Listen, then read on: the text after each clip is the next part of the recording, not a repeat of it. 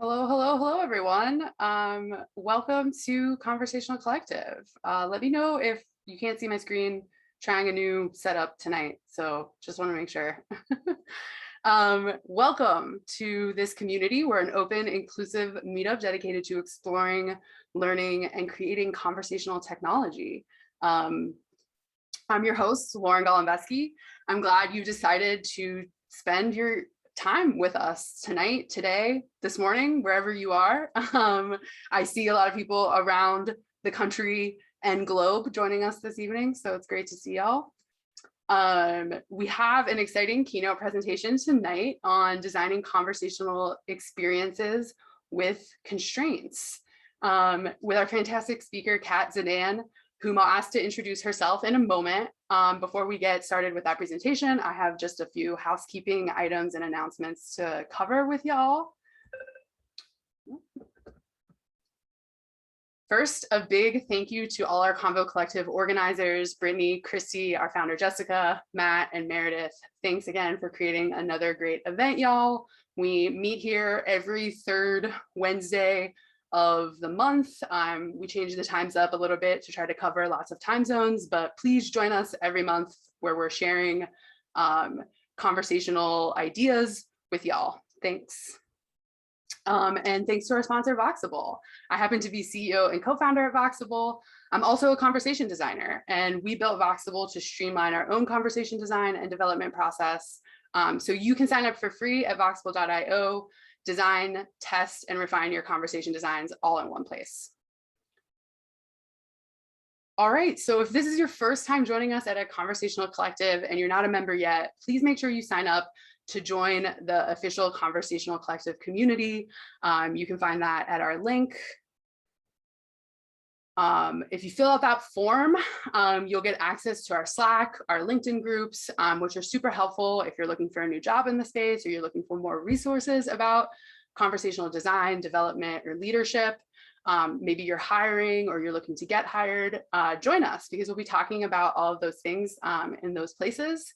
And you'll want to know what all of our members are reading and learning. Filling out the community form will also give you access to our newsletter. We send about one email a month to give you the most relevant information about conversational events, news, resources, and our events. Also follow us on Eventbrite to make sure you see all of our new event announcements.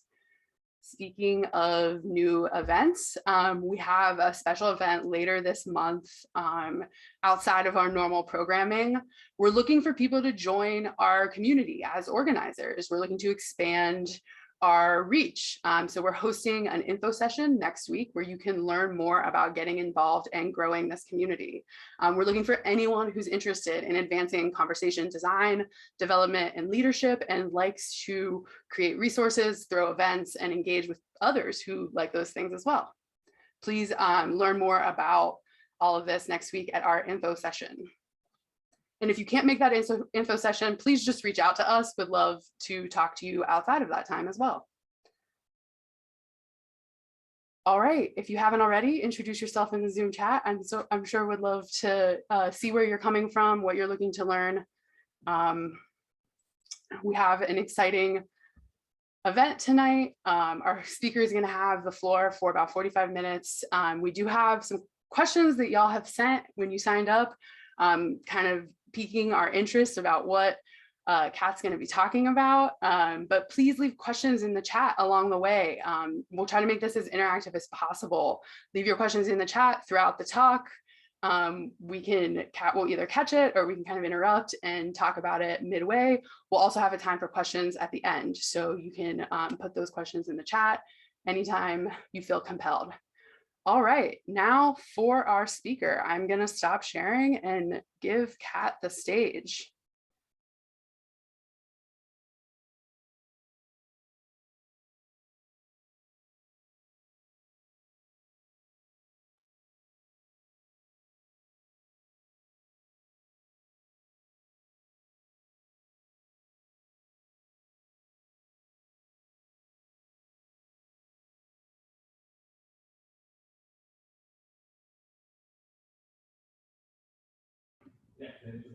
Okay. Hi. Hello, everybody. Um, First of all, thank you so much for being here. I'm going to share my screen with y'all. I loved seeing where everybody is from. I love that we have people from, I saw South Wales, India, Australia, Uruguay, all over the United States. That's amazing. I've done, like, I did an Instagram live one time where I was talking to a bunch of people in India. Like, the internet is sometimes a garbage fire, but sometimes a wonderful place. So, thank you for being here with me today. A couple of housekeeping things before I begin. I have had a cough for a month, so I may have to stop and cough. Hopefully, not very many times. Second of all, I have two 9-month-old dogs. One is here kind of hiding in the pillows, but they often make cameo appearances in my videos. I also have a husband that is VP of product at a startup on a meeting. You may hear him in the background. And so let's just dive in. So here we are. We're going to talk about designing with constraints. My name is Zdan. Who am I? Very briefly, I am someone who started out not in tech, not in conversation design. I actually started out in theater and acting. I went to undergrad and grad school for that.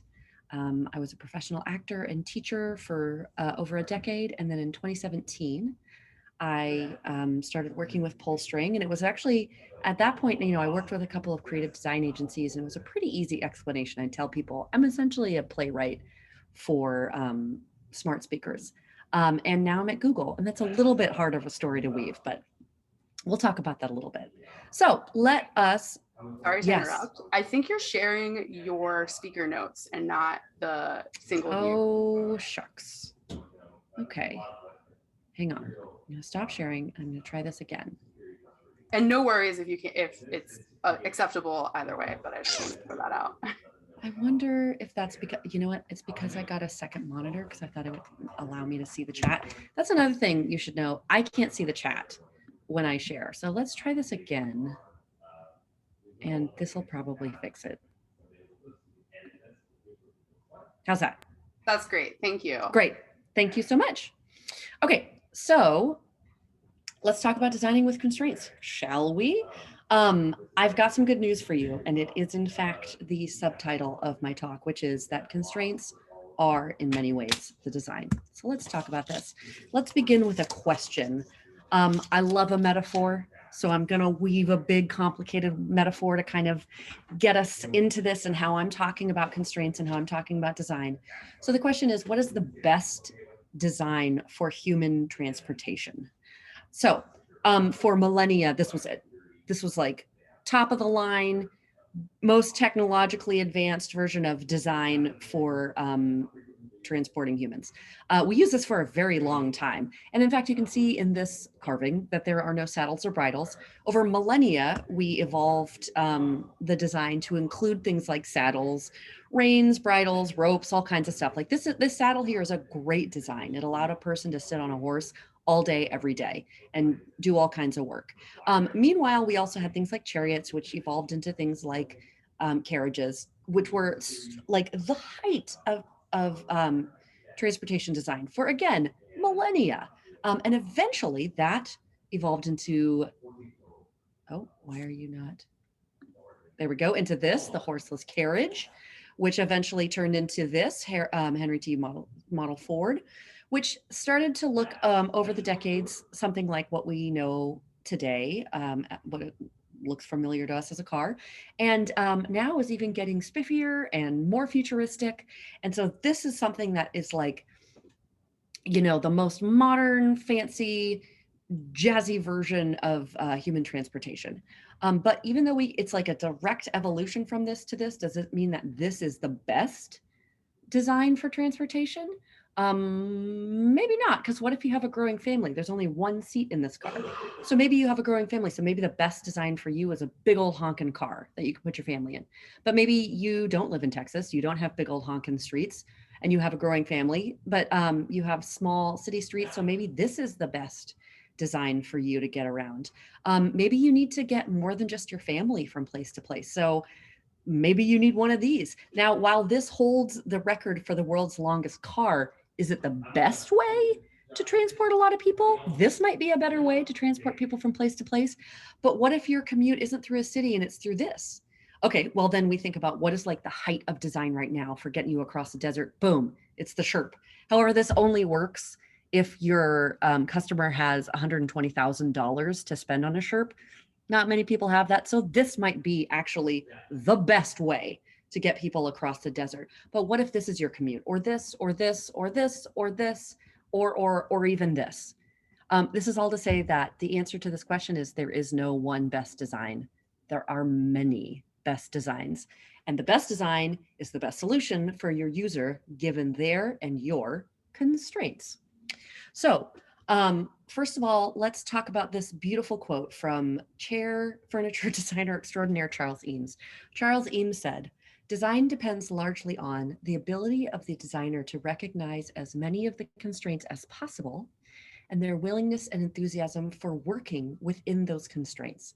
I love this quote. It's like Charles Eames knew that I was going to be giving this presentation and wrote the perfect quote for me. The willingness and enthusiasm for working within constraints. I'm going to be demonstrating my willingness and enthusiasm for constraints in the next 40 minutes.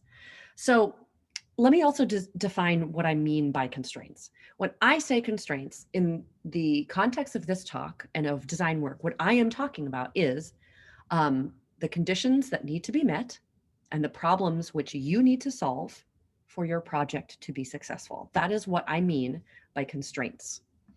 Oh, isn't it delightful when technology freezes? Okay, so needless to say, when someone's designing a vui experience or any experience, there are a lot of processes that go into that. And due to the time constraints of this talk, I'm not going to be talking about all of these. I'm just going to be talking about the constraints. So here's the agenda. We're going to talk about my constraints as design process. We're going to look at a couple of case studies. We're going to talk a little bit about going from project to product design. We're going to talk about some pitfalls and then some takeaways, and then we're going to do some Q&A. Note, if you have an Amazon device nearby, you might want to mute it because I'm going to say the wake word a bunch of times, and I don't want to accidentally trigger your devices. So let's dive right into my constraints as design process. What is this? How do I take constraints and turn them into design? Step 1, I identify my constraints. Step 2, I turn those constraints into questions. Then I research those questions. Research is very important, and I won't be talking a ton about it because I'm not a UX researcher, but a little bit. That could be its whole other conversation. 4, I answer those questions based on the research. And 5, I use the answers to those questions as a framework for the design. It sounds overly simple, or maybe it doesn't, I don't know. But it's a structure and a way of thinking, a thinking tool that gets me to every design I've ever made. Okay, now before we get into the case studies and specifics, I want to talk about there are constraints that are just there for every voice project ever. Things like this is happening in an audio medium, user cognitive overload is a thing, voice prompts are really hard, interactive voice experiences are still relatively new and novel, and discovery on voice platforms is an industry-wide problem that has yet to be solved. However, these are every project constraints. I'm going to call these table stakes, and we're not going to talk about these. These are required to make a good voice, like a vui interaction. But we're not going to talk about good designs. We're going to talk about great designs. So again, these you just got to know going in. If you don't know these, I have some resources for you at the end. Okay. So now that we got the table stakes covered, let's go into looking at how I use this process and how I have used this in some projects in the past. We're going to look at 2 case studies. These are both projects that I did when I was at a company called Xandra, a creative design agency. They were both Alexa skills, so I hope you muted your devices. The one on the left we're going to talk about first, the Division Network, was done in collaboration with a video game company with an existing piece of IP and was especially essentially a snazzy and exciting piece of marketing.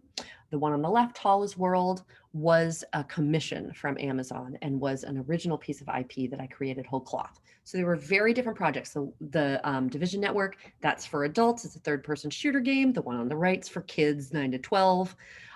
So very different projects, but same process. Okay, so Division Network. This was done in collaboration with the video game studio Ubisoft. And there was a video game that already existed, Tom Clancy's The Division. that had come out. It had been very successful, but had some complaints from players and fans. So they made the sequel, very creatively titled Tom Clancy's The Division 2. And in anticipation of the second game coming out, they wanted to really get people excited about this second game. And they wanted to let users know that they had heard them, that they were addressing the problems. Also, these games have this like huge amount of backstory, and there was 7 months of narrative between the end of the first game and the start of the second game. And so they came to us saying, hey, we want this Alexa skill. We want it to be like 3 sessions. We need to get people pumped for the game. And oh, can we have it in 6 weeks? Here's our story Bible. This is a multi-billion-dollar property. Okay, thanks. So I took all of that and made this skill. So I started by identifying my constraints. At that point, I didn't have that language. I just called it problems. I took Post-its and I started, you can see I'm a Post-it mapper. I took red Post-its. I'm like, what are all the problems with this? What do I have to solve? So these are the constraints, some of the constraints for this project. Number 1, this experience must happen on an Alexa. They had already partnered with Amazon for this, so it was happening on an Alexa. 2, this experience must be interactive. Large amounts of exposition are needed. Like I mentioned, there were 7 months of narrative.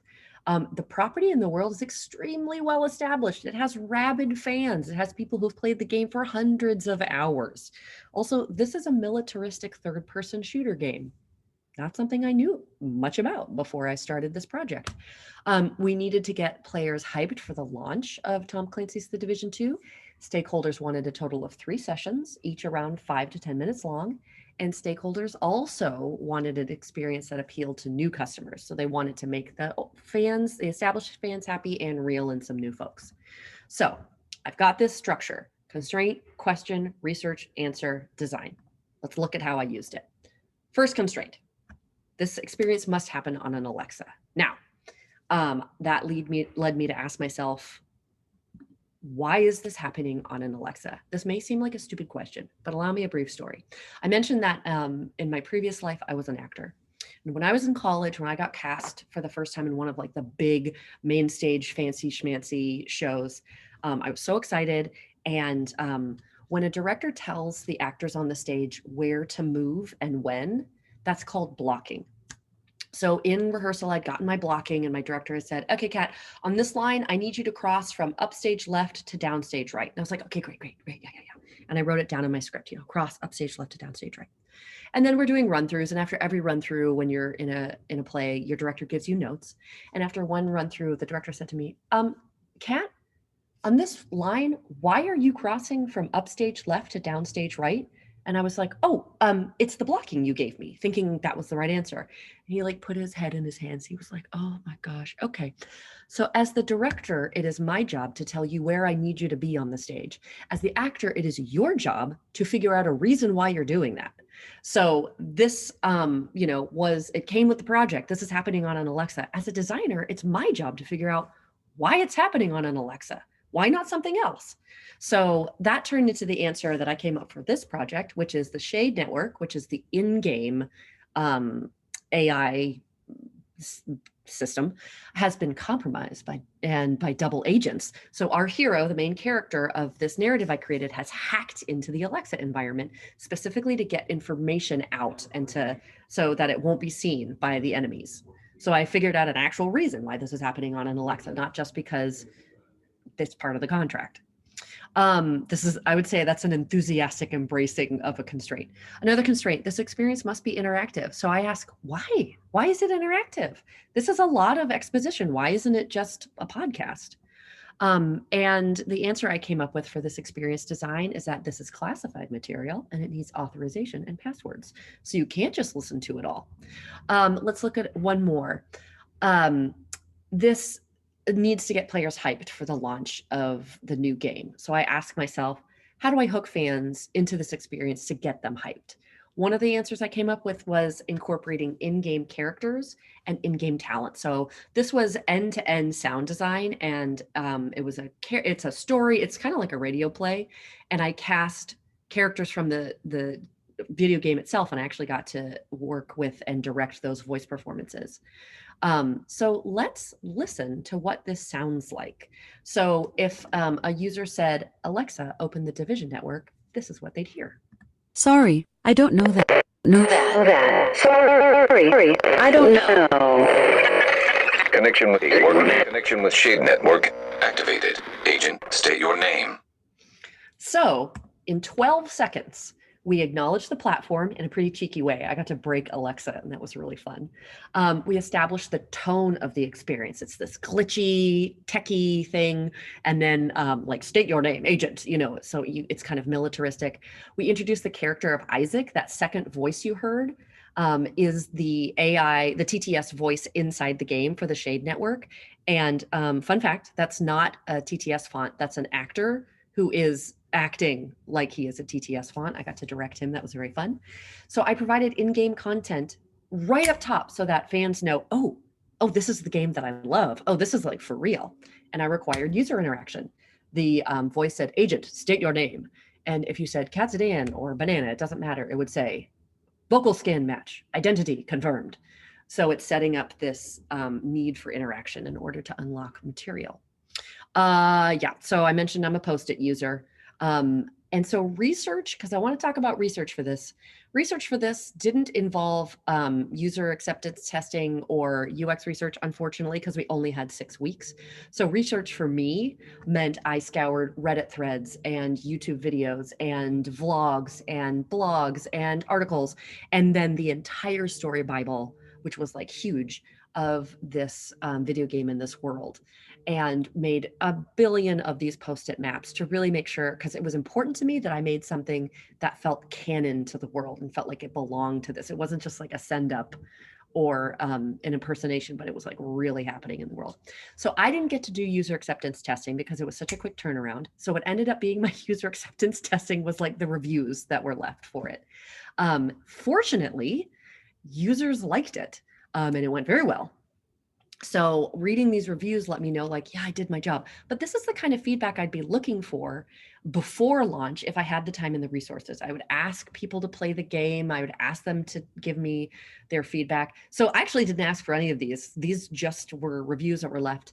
And it was really great. It let me know that I did a good job with my goal of making this canon. People said, I can't tell if this is just great marketing or if it's truly integrated into where I'm at in the game.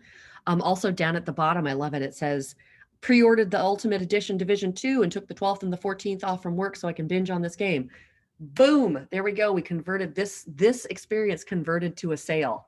Cha-ching. I felt like some of these reviews, I wanted to like send them a gift basket saying, thank you so much for like going one by one and listing all of the project goals in your review. I really appreciate it.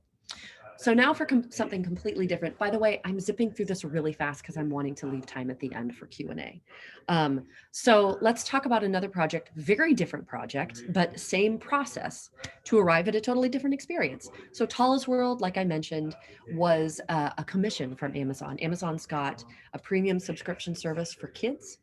Because it's a premium subscription service, they want premium content. They have a lot of content from, properties, Disney, Star Wars, Nickelodeon. I worked on some skills for it, like Nickelodeon SpongeBob skill, Sesame Street Esme and Roy one, but they wanted something that was only available on their platform, that was exclusive. So they asked us to pitch them some ideas. This was one of my ideas. I called it Magical Mystery School. First thing I did was did some research about the age group. They were looking for something for 9 to 12-year-olds. And I was like, what are 9 to 12-year-olds into? Tappy on the internet, magic. They're into wizards. They're into wizard school. I mean, I was too. I'm like a lifelong fantasy fan. So this was great. So I designed this brand new fantasy world. So let's look at some of the constraints for this project. It has to, again, it's commissioned by Amazon, so it has to happen on an Alexa. It has to be interactive. The audience are children aged 9 to 12. These are not adults. The stakeholders want a total of 2 playable hours. Y'all, 2 hours of content is a lot of content broken into multiple episodes. The stakeholders will not tolerate any yes or no questions in the play. I can't ask yes or no questions. And they demand no more than 30 seconds between mic openings. So if you do some of that math, that is 120 hours. I mean, oh my gosh, 120 minutes of gameplay. with no yes or no questions and no more than 30 seconds. So that is a minimum 240 not yes or no questions. That's a lot. The stakeholders also required an explanation of gameplay up top. Also, this is a brand new fantasy story with its own complex mythos and internal logic that none of the players know before they start playing it. All of these were constraints. So again, going back to the framework, constraint, question, research, answer, design. Constraint number 1 may seem familiar. This experience must happen on Alexa. Once again, I asked myself, why is this happening on an Alexa? Why is Kat moving from upstage left to downstage right? For this project, my solution was there's a parallel world which has magic.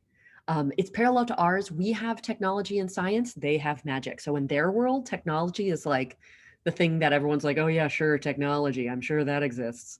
And in that world, a magic spell went wrong and someone's soul was trapped in an Alexa, which gives us a portal to their world. Boom. So it happening on an Alexa is not just a thing that I assumed as a given, but that I incorporated into the experience itself. Next we have another constraint. Stakeholders want a total of 2 playable hours broken into multiple sessions. Okay, so again, why is this in multiple sessions? Why not an audiobook? Why not a podcast? Well, I decided that the magic spell, I got to make it up. I got to design it. So I decided the magic spell that allows the user to be in the world only lasts for about 10 to 15 minutes at a time. So we've got to have 7 episodes because you can't stay there the whole time. So again, it's a intentional reason why this is happening. And then, I don't know why I have to keep clicking. Stakeholders require an explanation of gameplay. This is something I don't like to do. I tried to get around this. I said to my managing partner, I was like, listen, when you read a book, you don't open the book and it doesn't say on the first page, this is a book. You're reading a book. You're going to read all the pages left to right and you're going to turn them and the story will unfold in your imagination. You're not actually going to see it, but you're going to imagine it. And when you get to the end, it's the end of the story. So I said, I tried to say that we didn't need to explain it. And the managing partner was like, yeah, so we're going to need an explanation of gameplay. So I asked myself, well, then how do I make sure the gameplay explanation isn't boring and also adds to the feel and the atmosphere of the experience? It's something I have to do. So how can I work with that? So my answer was I was going to make the explanation short and magical, and that the rest of the onboarding will happen during the gameplay itself. So the user's job in this world is to learn about the world and to solve a mystery and to answer questions. So onboarding to the game is the gameplay itself. And one last one, I said, the math, there has to be 240 prompts that are not yes or no. So I asked myself, why is this interactive and why are there so many mic openings, so many complex mic openings? Well, I decided that the user needed a best friend in the world. And that best friend is the little fellow you're looking at on this slide. His name is Blobby. This is an illustration by Jerry Suh, who did all the illustrations for the skill. And I just think Blobby's so sweet. He's half giant, half pixie. He's very nervous. He's very awkward. He's insecure. He freezes up anytime another character speaks to him. And he normally relies on his best friend Tala for help and guidance, but she's gone.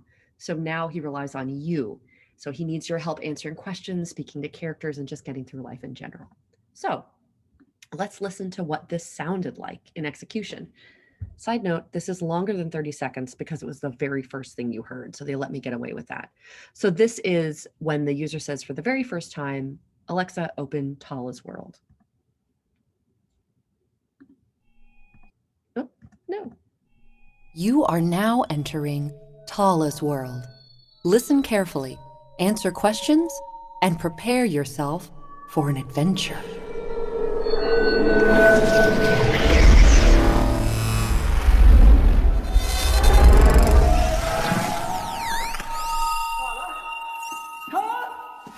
Oh, there you are!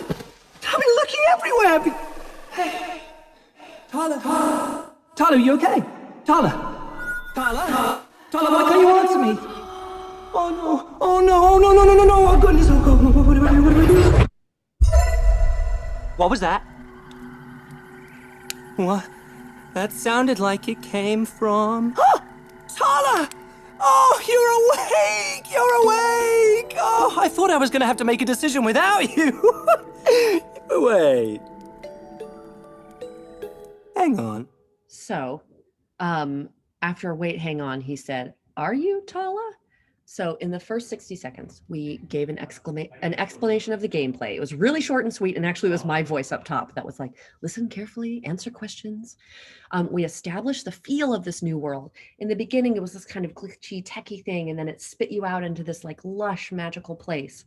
It demonstrated a rich, high fidelity, premium experience. And I do have to pause here and say that the sound designer on both the Division Network and this, excuse me, is my brilliant former colleague, Kevin Dusablon.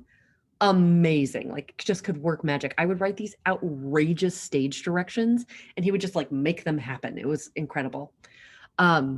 We also had music, original music in that clip by Doug Boddick. We also introduced the character of the sidekick, Blobby. We introduced the relationship of the user to Blobby. He very clearly is already relying on you and talking to you. We created high emotional stakes and we required user interaction. However, I keep talking about stakeholders. I was saying like Ubisoft, Amazon, but there is a missing stakeholder on all of this that I have not yet mentioned, and that is you. You are a stakeholder in your own work, and you bring your own set of constraints to every project that you work on. And I'm not just talking about technical constraints. I'm not just talking about experience or tool knowledge. I'm also talking about personal constraints. So I have my own personal constraints, such as I will not make anything that harms people. I will only make things that solve an actual problem for actual people. I will only make things that support the user's basic psychological needs. I want to help people be the best versions of themselves. And I feel an especially deep responsibility when making things for teens and children. So these are my personal constraints. They shape the kinds of experiences that I make. They shape things like in the Division Network, it was a third-person shooter game for a video game. One of the things that resulted in is I made the main character a Black woman who was awesome and resilient and smart because I thought, how can I use this to teach people about empathy and to make it something that more kinds of people can care about? So that resulted in that decision. In Tala's world, the way you don't know the antagonist is the antagonist until the very end, and the way you treat the antagonist throughout the story has an effect. It directly affects their outcome. So if you were kind and empathetic, they get a second chance. If you were rude and mean to them, they don't. So your actions have consequences. And that's something I want to teach kids, is that your actions and the way you talk to people has consequences. It's also resulted in me turning down opportunities. So, interest from companies that say, hey, you're looking for a job? And I've said, thank you so much for your interest, but I'm not interested in working for your company. And that I'll do that if the company has a product that I think is harmful. Also, it's resulted in me turning down design opportunities. At Xandra, we had a potential client come to us that wanted me to design. It was cool. It was a really futuristic avatar conversational experience for teenagers to sell them anti-aging skincare products. And I said, nope, I will not make a thing that sells anti-aging skincare products to teenagers. I think that's harmful. So again, your personal constraints affect not only the way you design, but what you design. Mike Montiero, who I'll mention later, has a really great quote where he says, your job is a choice. And we're designing things that are going to go out into the world that we're designing things for people. And so if we make something that's harmful, that's on us. Okay, so all of these that I've mentioned before were projects that I was designing, Tala's World, the Division Network. But now I work at Google, and now I work on the Assistant. So now I'm on a product design team, and it's different. And so I'm not making 2-hour-long content, but I'm still using the exact same approach to what I'm designing. Now, the two examples I gave you were when things went well and there was a successful design. I wanted to talk a second about a product design that did not go well. Well, at least the beginning didn't go well. So, excuse me.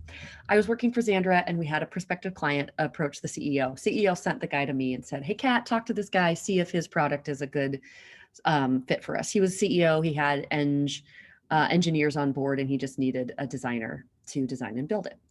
And so I got on the phone with him and I said, so tell me about what you're building. And he said, well, I want to build this app that's got an avatar, hence the screen, that for teenagers that they can customize and then talk to And it'll be kind of like a journal, and the avatar base will reflect how the user is feeling, will reflect their emotional state. And I'm like, oh, cool. Like, teaching teenagers emotional intelligence and self-awareness and providing a therapeutic outlet. Awesome. Sounds really great. So tell me about the product. And he said, great. So it's an app. It's got this avatar. And so the kid will need to talk to it 3 times a day. And it'll log that information. And even there, I was like, up. We've got a big problem. Because I said, I don't know how you expect teenagers to use this. He said, what do you mean? I said, teenagers are in school 5 out of 7 days a week, normally, for most hours of the day. So A, they can't be on their phones. B, they can't be talking to their phones. And C, also teenagers don't necessarily, we can't assume that they have privacy. They may be surrounded by their family and parents or neighbors or classmates. So they may not want to be talking about their like innermost feelings. So there's like already, I can tell you that your users can't use your product that you're pitching. So let's talk about some common pitfalls of design in general and what happens when you don't design based on constraints. So number one, what we were just talking about is you lose focus on the user. So this pitch that this guy brought me had beautiful design mocks with avatars, and like I could really see how gorgeous the product was going to be, but not 10 minutes into the conversation and I knew the product wasn't going to work because the user, he had lost focus on the user and was getting too spun up in like, isn't this cool? Isn't this neat? Another way is when the business goals become blind to the user needs. Similar, related, but if it's like you're just trying to move the metrics and then you start making something that's maybe harmful to the user or not helpful, you've lost the mark and you've gone away from the constraints. Related, good intentions, like this design that this guy pitched, this product, great intentions, but a lack of research, like a fundamental lack of understanding of the user. I taught teens for over a decade. I love teens, they're the best. But so immediately I was like, no, that's not going to work. Ego can get in your way a lot. This one is so easy to fall into. In screenwriting and playwriting, there's a saying you hear a lot, which is kill your darlings, because sometimes you might have an awesome idea. You write a really great scene, but then as the project progresses, like that scene doesn't really fit in it anymore. And you gotta get rid of it. So even if, like, say there's a project that you're on or a product and you have an idea early on and everyone thinks it's really great and you think it's really great, but as the product evolves, it doesn't fit in so well. You got to be able to let go of ego and say, you know what, as much as I love this idea, I don't think it belongs on this product anymore. And also the sunk cost fallacy. If you're like, well, we've been working on this product for 2 years, so we got to launch it. You don't got to launch it. It's never too late to say, hey, I don't think this is the right thing to build. It's never too late to express your reservations and say, I don't think we should build this. And if you work for an ethical company, they will listen to you. Nothing is more important. No launch is more important than the safety of users and not doing harm. So like a visual summation of those things I just said is stuff you want to make, the user needs and the business goals, where those all overlap. That's the stuff you should make. You maybe shouldn't make anything that doesn't fall in the middle of the circle. You can. I mean, stuff you want to make and something that meets the user needs. If you make that, that's cool, but it might bankrupt you. Stuff you want to make that meets business goals might be fun to like doodle around with, but users won't use it. And something that meets a user need and a business goal, but that you don't want to make, like a bot that sells anti-aging cream to teenagers, maybe you shouldn't make it. Okay, briefly, I'm just going to use Star Trek: The Next Generation. Forgive me if this is not a reference that means anything to you. But so here's the crew of the Star Trek, oh my gosh, Enterprise. Oh, I was like, Voyager? No. And, they do really important missions throughout the galaxy, and they do amazing stuff. And here you have in the front the captain. But who is the person standing on the right hand of the captain? Counselor Troy. Counselor Troy is half Betazoid, half human. And what that means is that Counselor Troy is an empath and can empathize and know what other people and other creatures and aliens are feeling. and she is one of the most important people on the crew. So if this picture is of a product team and you've got your CEO or maybe your product lead and your PGMs and your software engineers, the designer, and specifically, especially for your UX designer, you're the empath on the team and you have an extraordinarily important job. Okay, so let's go back to this example. And I pointed out some of the user constraints. I'm going to check my watch. Okay, we're doing okay. I pointed out some of the user constraints. I can tell you what I immediately recommended to the fella I was talking to, but if you have any ideas of improvements that would, given the user constraints, you can pop those in the chat. I won't see them, but somebody else will and can read them out loud. If you perhaps know a teenager, are a teenager, remember what it was like, teach teenagers. I will tell you that the first recommendation that I made to this gentleman was I said, I don't think this should be a VUI. I don't think this should be a voice interaction. I think this needs to be a text, a GUI interaction. So I actually don't think we're the right partner for you because I mentioned the teenagers can't be talking to their phones all day and they may not have privacy. So in order to allow them to interact with it at all and to give them privacy, I wanted it to be a graphical user interface instead. Is there anything in the chat that's come forward? I have said that heavy use of slang is going to be a constraint. So you're going to be dealing with. You. No. Okay, we're going to have to, the sound stopped coming through my earphones. Great. Okay, we'll get to that in a second. I'm sure it was an excellent suggestion. I'm so sorry I couldn't hear it. I will say another one I thought of was don't make a kid interact with this 3 times a day. That's too many. That's a lot. Like who interacts with anything 3 times a day? Great. Since I can't read your amazing responses, we're going to move on to the takeaways. So remember what I'm talking about, designing with constraints, no matter what the constraints, whether they're project constraints, personal constraints, user constraints, doesn't matter. Turn your constraints into questions, research those questions, answer those questions, and use the answers to inform your design.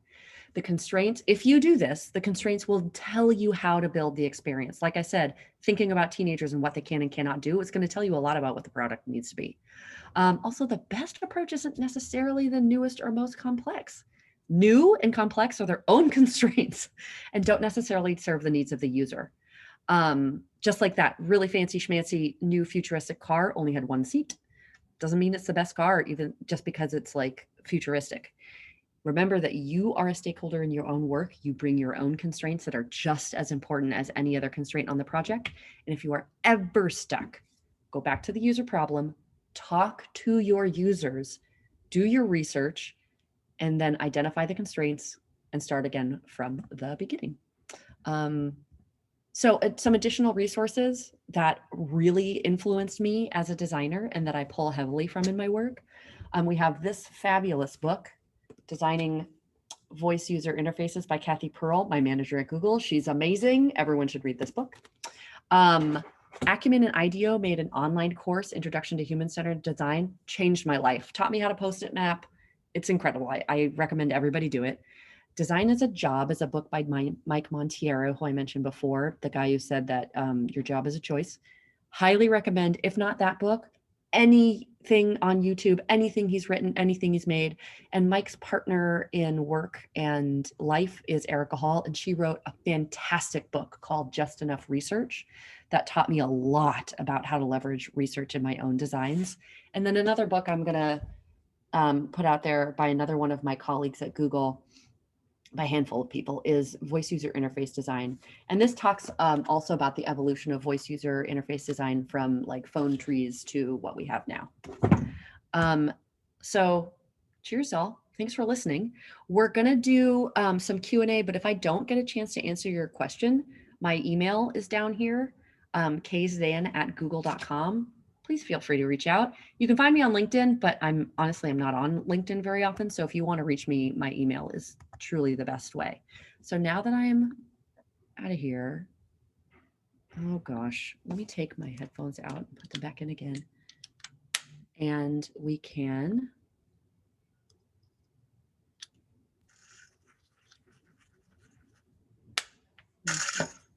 all right. Lauren, will you talk? Wait, I know they're not connected. Hang on. Thanks so much, Kat. I'm gonna talk. Great. I can hear you. Great. Thank Great. you. Amazing. I was playing some applause. Yay! I'm Yay. typing my email in the chat. Perfect. So this was such a captivating, interesting talk. I was laughing out loud, and you took us on a journey. This was so interesting. So I know Chrissy had a question in the chat, and I wanted to touch back upon that. So I think it was really powerful to talk about your own personal constraints. Like, that's such an important message. And I'm going to read her question verbatim in case you can't find it in the chat. It's a little bit further up. When you choose to stay true to your own constraints, how does the company you're working for adjust? Have they been responsive and assign someone else, or do they drop the project? How do you navigate some of that? That is such a good question. So I recognize that having that kind of pushback, it is not always possible. Maybe, there's the quote that your job is a choice. It is, but maybe your choices are really limited, or maybe there's a reason why you can't lose this job. So I understand that makes things a bit easy and is perhaps a bit flip. But within my experience, like, one of the things I really love about Google is that when you're hired, they actually screen for something called Googliness and leadership. And they ask you, what would you do if you didn't believe in something? And one of the things you are evaluated on as an employee is whether you're willing to push back and say, I think this is a bad idea. And so at Google, they really value that. Oh, thank you for Katie for posting that in the chat. In the case of the skincare, the anti-aging skincare bot that I said no to, when I told my CEO, I said, no, I'm not going to build this. And I told him why. And he respected that. And he went back to the client, and they respected that too. They were like, oh, because they were like an intermediary. They weren't actually the skincare product. And they kind of went, oh, that's a good point. Thank you. And they really, and my CEO said that he felt like they respected us more for having turned that down. And you just have to judge for yourself. Like, am I in a safe place to say no? But I've never had a bad experience saying no, because I've said no in a very thoughtful, principled way. And it is because I'm very familiar with my own constraints that I'm able to, in the moment, say that. So and advocate for that. So I think it's really important as designers that we take responsibility for that, and that you sit down and think about, like, what am I like willing and not willing to make? Like, if somebody came to you and said, hey, will you design me the next atom bomb? Would you be like, yeah, sounds like a great challenge? Or you'd be like, ooh, not so much. Yeah, exactly. Like, not how much is the check, but like, what am I going to be doing? Such good advice. So taking that into maybe how you manage stakeholders in a project, because that's also a level that can be delicate, conversations happening.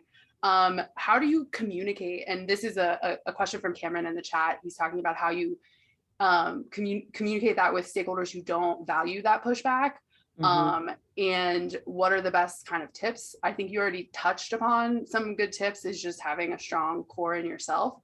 But also, we had questions from people who came in from the Eventbrite sign up that were kind of like, how do you effectively communicate some of these constraints that might not be clear to stakeholders, whether they're your own personal constraints or something else happening in the project? How do you effectively do that? Because I think a lot of people maybe struggle with that.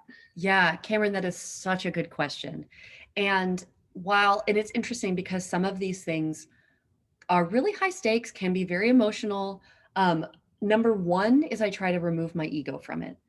I let my ego speak when I'm like venting with my coworkers, and I'm like, ugh, can you believe they asked me to do that? But I keep that for when I'm not going to speak that way to stakeholders. I joked that when I was making Tala's World, that I mentioned I had that interaction with my managing partner at Amazon. I joked with my coworkers that like every meeting was me being like an emo teenager and being like, you don't understand my art. But there are business constraints that I need to meet on this project in order to make it work. So as long as they're not pushing on my personal constraints or their user constraints, I am willing to be flexible. However, if you have a client that's demanding a harmful or a bad design, the best thing you can do is research and come back and say, hey, if we make it this way, it's going to negatively impact our product. If you have a moment to stop and do user like UX research, that would be phenomenal. Most of the time we don't have that opportunity, but you can even do like a poll amongst your friends. You can say like, hey, here's a product. You have kids. Like I've worked on a lot of stuff for kids, and I don't have kids, but my friends all do. So I'll ask them something like, hey, you have kids. If a product did this, how would you feel? And I get their feedback, and then I can take it back and say, I talked to 6 moms who all said that this would make it even more difficult for them to get their kid to go to bed. So because of capitalism, the most effective lever you have is to talk about how it's going to affect the bottom line, user adoption rates, success of the product. But because people are people, usually if you have a really if you can articulate why it's a bad decision in a ego-free way, so you're not like, well, I hate blue is stupid, so no, I'm not going to do that. If it's more like, well, a lot of our competitors are using blue, and I really think that orange is going to make, so really advocating for the user and for the design, because if you're advocating for the user, you're going to make the design that they're going to want to use. So always coming back to that, like, what's the problem you're solving and how is it going to make your company money is often what it comes down to. But people will pay for something that's a really good design. Yeah, heck yeah. That's such a good cherry on top to that thought. But yeah, being about the packaging of how you're delivering those constraints too, designing your own communication. Yeah, and so much of it, like coming from an arts background, I've really had to learn like business speak. So I can be like, well, John, we're really leveraging the user adoption rates, so you have to like not say a return it on your investment. Yeah. Yeah, you have to say it in a way that they can hear it. That's my actual short answer to your question, is you have to be able to articulate it in a way in which your stakeholders can hear it and understand it. Awesome. All right, so we have another question in the chat from Elaine. She's super curious as to how you're documenting some of these decisions and like maybe some of the more tactical ways you're kind of putting that out there or making it, known in a document. Elaine, that is a great question. I'm going to ask you a follow-up question. Do you mean like, how do I communicate that to the people I'm working with or to myself, or like, because I don't see another response, but I'll start chatting. One of the ways I document is with Post-it notes. Everything, like, I just don't trust myself to remember anything. So everything I put, like each problem has its own note or its own bullet point. Document to yourself. Great. Yeah. So I have, for myself, when I'm just doing my own work, it's Post-it notes or like a notes doc and a brain dump. I'm really a big fan of doing brainstorms, brain dumping, just getting as many ideas out as possible. And I just make sure to capture all of them. I'm also a big fan of a smart device so that if I'm on a hike or something and I have an idea about a project, I'll go, remind me at noon about such and such idea. So then it goes on a Post-it note or it goes on a bullet point. Also, I build, for work, I end up building a lot of decks, whether it's a pitch deck for the client or concept or whatever, or if it's a deliverable. And I put some of that thought into those. And what I end up doing is like, I would never deliver a Post-it note wall as a deliverable, but I would look at this Post-it wall and say, are there themes I can pull out of this? For example, I had to write a bunch of, speaking of product, a bunch of punts for the Google Assistant when it couldn't fulfill something. It's a very complicated reason why. And there was like the product manager had given me, a spreadsheet that had 50 different cells of different user states. And so I started writing an individual punt for each one. And then I went, wait a minute. There are only 4 different problems in here. So I pulled those out so that I could give them a deliverable that was a much smaller table that had a structure that could be populated based on the user state. So that documented to myself, what's the problem I'm solving? And it also helped to communicate to somebody else. So for me, it's everything is written down just so I can pull from it to communicate with others. It's pulling out refining that into themes, meta thoughts, that kind of stuff. Awesome. Amazing. Well, that actually brings us to the end of our session. We had some more activity in the chat, but please hit up Kat via her email. She was so gracious to share that. It's further up in the chat for those who just joined or haven't caught it. I think she added it again. This was an amazing session. We so appreciated it, Kat. And thanks to everyone who joined us to hear this amazing, captivating session about designing with constraints. Hopefully you all took away some really useful and valuable stuff tonight. I know I did. So I'm excited to nerd out some more and on my notes I took. We'll see everyone next time. Thank you. And please do hit me up. I'm so sorry I couldn't answer all the questions. Awesome. Thanks, y'all. Thanks, Kat. Bye.